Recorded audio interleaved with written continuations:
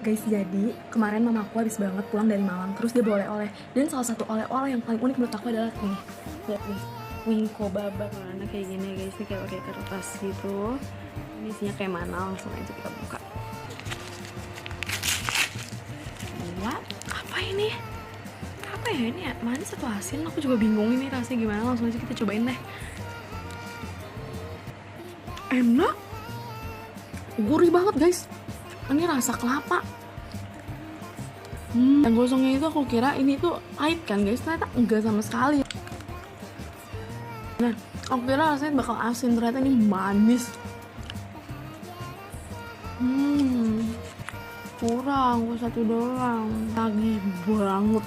Macam-macam di Jakarta dijual ini, aku pengen beli setiap hari. Kayaknya aku kok jajan, kayak aku bakal beli wingko babat ini sih. Dan nyiptain wingko babat masuk surga ya. Ini enak banget ya.